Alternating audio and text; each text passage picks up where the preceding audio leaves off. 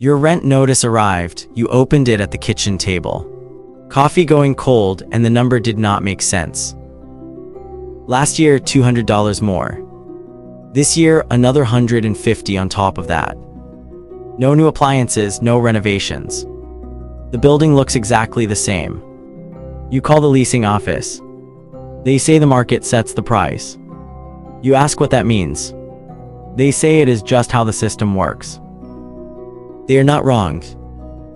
16 million apartments across the United States had their rent set not by a landlord doing math on a napkin, but by a single piece of software. A platform called YieldStar, built by a company called RealPage. Your landlord fed data into it. So did the landlord across the street. And the one 3 blocks over. In October 2022, ProPublica published an investigation that changed how regulators looked at this industry. Then, in August 2024, the United States Department of Justice filed a civil antitrust lawsuit against RealPage directly. And in December 2024, a major landlord called Camden Property Trust agreed to a $53 million settlement to make its piece of this liability disappear. $53 million is not pocket change. That is a company paying to close a door it does not want opened in a courtroom. The settlement raises a specific and uncomfortable question. How does software legally do what price-fixing cartels go to prison for?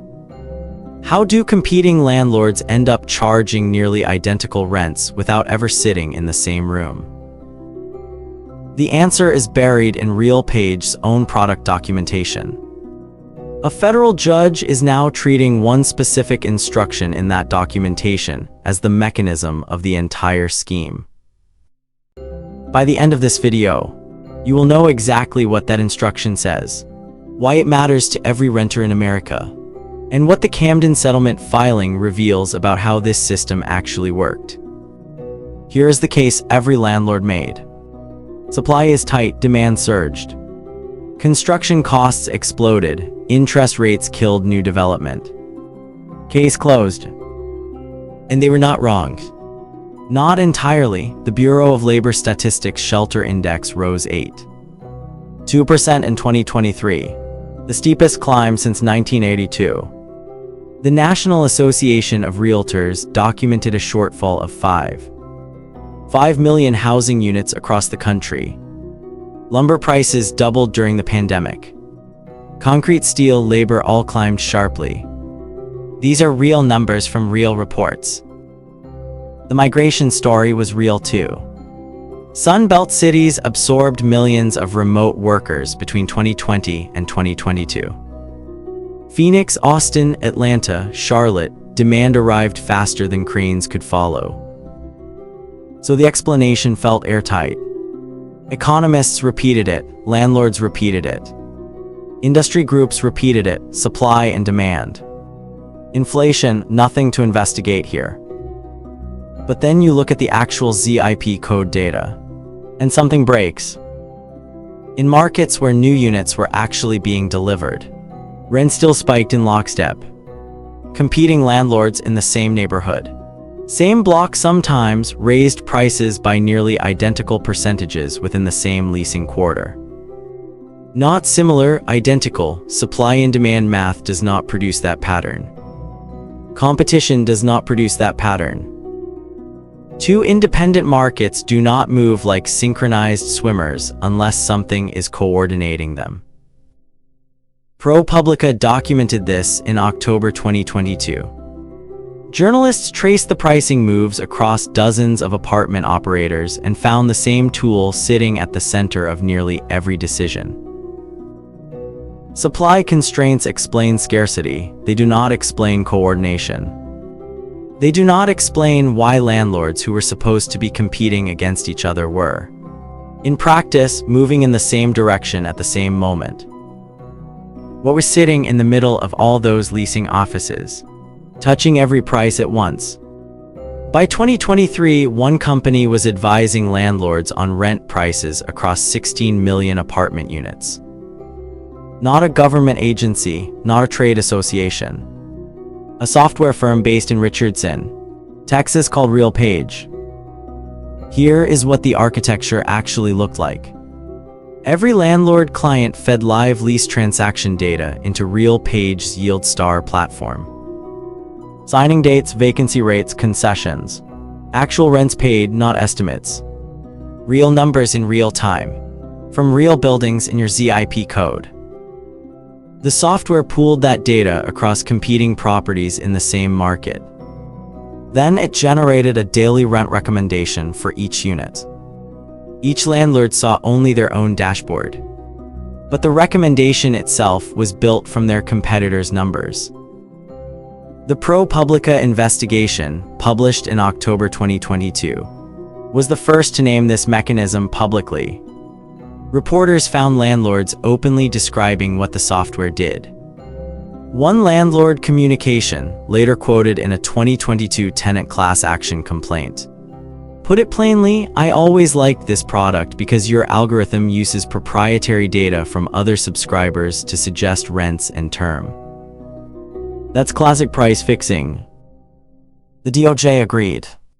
In its August 23, 2024 antitrust complaint, the department stated that RealPage's pricing algorithm enables landlords to share confidential, competitively sensitive information and align their rents. 13,000 apartment communities, 16 million units. One pricing engine. Each landlord sitting at their own terminal. Made their own decision, no phone calls. No meetings, no smoke-filled rooms. Just a number on a screen and a mouse click. RealPage itself addressed this dynamic directly.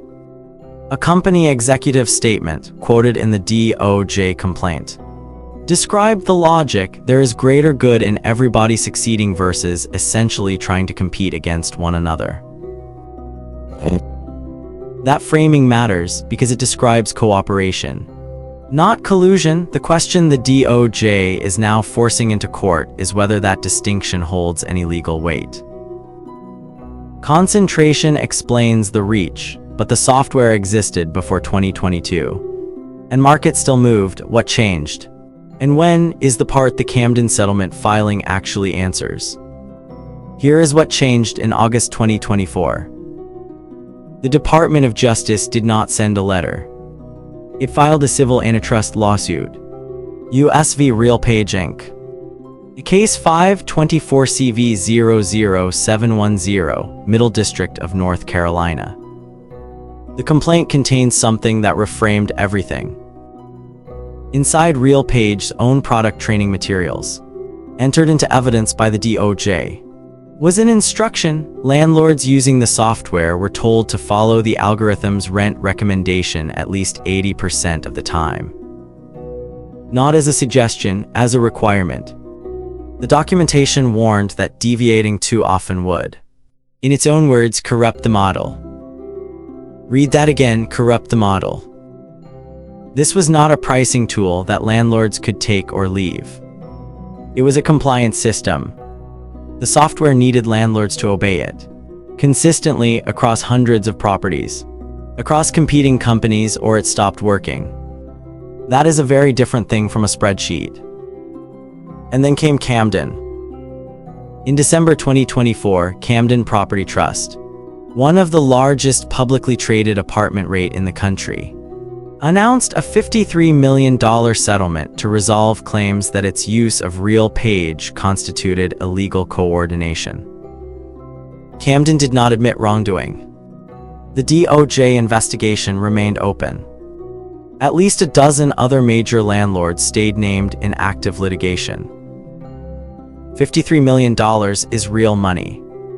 It is also a line item a company the size of Camden can survive. Because here is the detail buried in the settlement documents. Camden agreed to pay. Camden did not agree to stop using algorithmic pricing software. So the question is no longer whether this happened. The question is what it means that paying to make it go away was cheaper than stopping. That rent notice on your kitchen counter, the one that opened this video, was not a landlord's judgment call. It was a software output. Here is what the evidence actually shows. RealPage's own product documentation, submitted as evidence in the DOJ antitrust investigation and cited in the Camden Property Trust settlement filings, contains an explicit instruction. Landlords using YieldStar were told to accept the algorithm's rent recommendation at least 80% of the time. Not as a suggestion, as a compliance threshold. And here is the mechanism that made it work. YieldStar pooled real-time lease transaction data from competing landlords operating in the same ZIP codes. Occupancy rates, lease terms, actual signed rents. All of it fed into a single shared pricing engine. Data that would be illegal to exchange in a phone call. Data that would be illegal to discuss at a trade conference. The software made the exchange invisible. The Camden settlement, $53 million, announced in December 2024, is the first time a major landlord has paid real money to make that liability go away. Not an admission, but not nothing. A federal judge reviewing the DOJ complaint described the arrangement as algorithmically facilitated horizontal price coordination. That phrase matters. Horizontal coordination is what cartels do. The software did it without a single meeting. Professor Morris Stuck at the University of Tennessee has argued that antitrust law was written for humans in rooms. It was not written for this. The DOJ case is still active. State attorneys general in Arizona and Washington have opened parallel investigations. The legal question, whether algorithmic coordination requires a new standard, is genuinely unresolved. What is resolved is the mechanism. Competing landlords share data, one engine. One output, your rent. The number on that notice did not come from nowhere. It came from your neighbor's leases, your building's occupancy rate, and a green button that someone clicked. That is the system. You know how it works now. If this changed how you see the world, subscribe. A new fact-driven episode every day.